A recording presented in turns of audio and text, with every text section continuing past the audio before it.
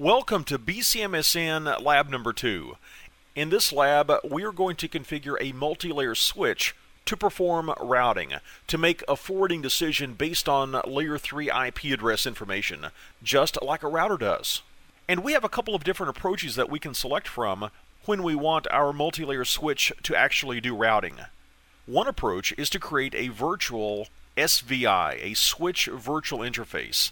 You might recall from bcmsn lab number 1, we created VLANs and assigned ports to those VLANs. Let's say that we have a VLAN created on our multi-layer switch, and we have various ports assigned to that VLAN. If we want those ports to be able to route to a different VLAN, there has to be a layer 3 IP address that is going to represent that VLAN. That's where an SVI, a switch virtual interface, can help us out. The SVI represents this collection of switch ports as a single interface. And in this single virtual interface, we can assign an IP address. Another approach is to take a layer 2 switch port and convert it into a layer 3 routed port. By default, when our multi-layer switch, specifically we are dealing with a Catalyst 3550 in this lab, when this switch comes up, all of the interfaces are acting as layer 2 switch ports. We can go in and tell one of these interfaces not to act like a switch port, and it will start acting like a routed port. We can assign an IP address to that now layer 3 routed port. And on our 3550, by default, IP routing is not enabled. We will need to globally enable IP routing and configure a routing protocol. We are going to use EIGRP. And if you would like a refresher of the EIGRP commands we're going to use, you may want to go check out BSCI lab number 1, where we go through an EIGRP configuration.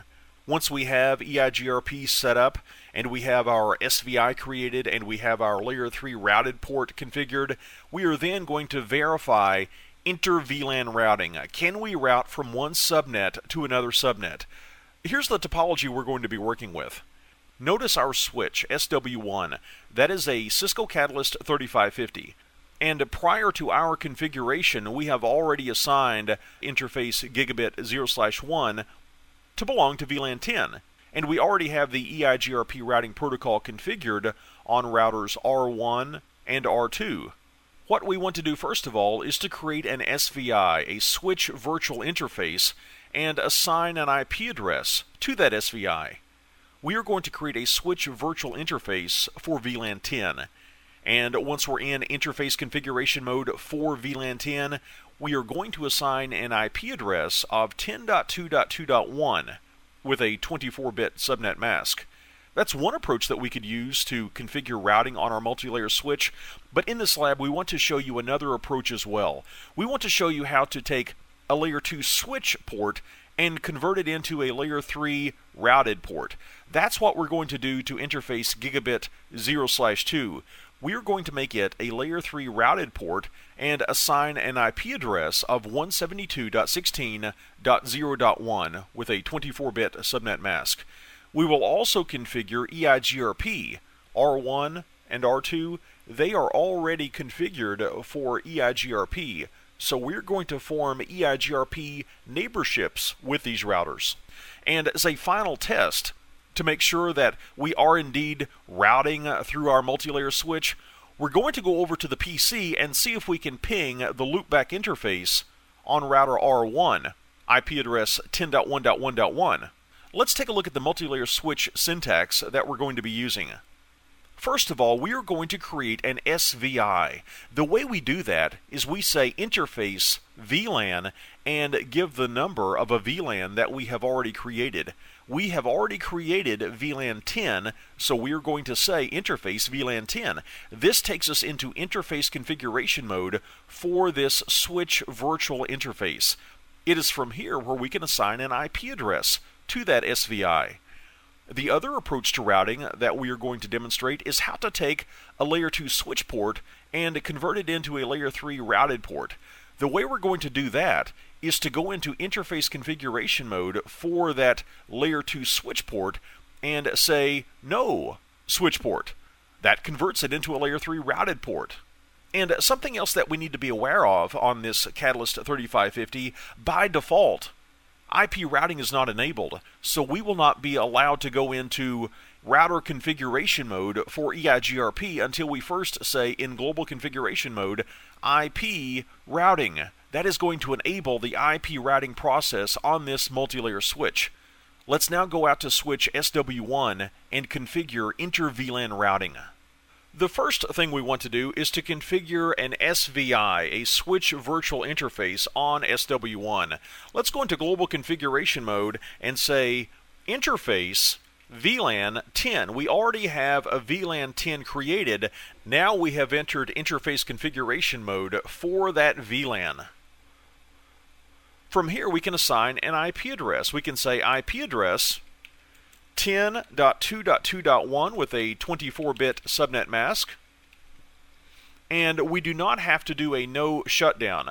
When we create this virtual SVI interface, it is already up by default. And we see that on screen. It says that VLAN 10 has changed to the up state.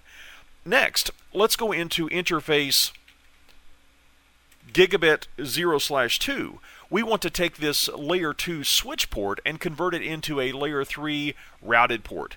We do that with the command no switch port. Now that we have converted this into a layer 3 routed port, we can assign an IP address. Let's say IP address 172.16.0.1. Again, we're using a 24-bit subnet mask. And like an SVI, after we create this layer 3 routed port, we do not have to do a no shutdown. It also is in the up state, as we see on screen. Something that's interesting about this multi-layer switch, by default, IP routing is not enabled. We need to globally enable IP routing with the command IP routing. This allows us to go into router configuration mode. And the routing protocol that the routers on this network are already running is EIGRP. Let's enter router EIGRP 1. We want to turn off auto summarization with the no auto summary command, and we want to be advertising for networks 172.16.0.0 with a 24-bit wildcard mask, and network 10.2.2.0, again with a 24-bit wildcard mask. At this point, we have configured this multi-layer switch with an SVI as well as a layer 3 routed port. We should now have formed EIGRP neighborships. Let's verify that. Let's do a show IP EIGRP neighbor.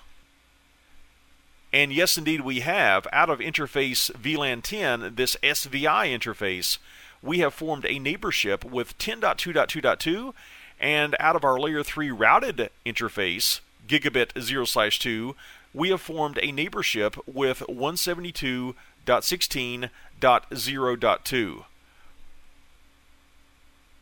Let's now see what IP routes this multi-layer switch has learned. Let's do a show IP route. And this is interesting. We now see the loopback interface attached to R1. We also see the network living on the far side of router R2. This is where the PC is located in our topology. To make sure that we are now indeed routing through this multi-layer switch, let's go over to that PC and see if we can ping the loopback interface on router R1. Let's go over to a PC window, and let's do a ping to 10.1.1.1. And we are routing through this multi-layer switch. This PC is passing through router R2, passing through the multi-layer switch, passing through router R1, and then we are getting this ping response from the loopback 0 interface on router R1. And as a best practice, what we like to do on the routers as well as our switches, we like to save our running configuration. We're going to say copy running-config to startup-config. This is the best practice in the exam environment as well as in the real world. Let's now review where we have been in this lab. In bcmsn lab number 2, we enabled routing on our multi-layer switch. Specifically, we went in and for an existing VLAN, created an SVI, a switch virtual interface. This SVI represents the ports that belong to that VLAN, and we can assign an IP address to this virtual interface. That's one approach to doing routing on a multi-layer switch. Another approach that we demonstrated was how to take a layer 2 switch port and convert it into a layer 3 routed port. We did that on interface gigabit 0/1. We turned on IP routing globally, and we enabled the EIGRP routing protocol. We had already configured EIGRP on the neighboring routers, so we formed EIGRP neighborships, and we verified that we had formed those neighborships. We verified that we had learned routes via EIGRP, and then as a final test, we went to a PC and we did a ping to the loopback interface on router R1, and that ping response was successful. And we reminded you again that for the real world as well as in the exam environment, it is a best practice once we complete our configuration to copy that configuration, the running configuration, to the startup configuration.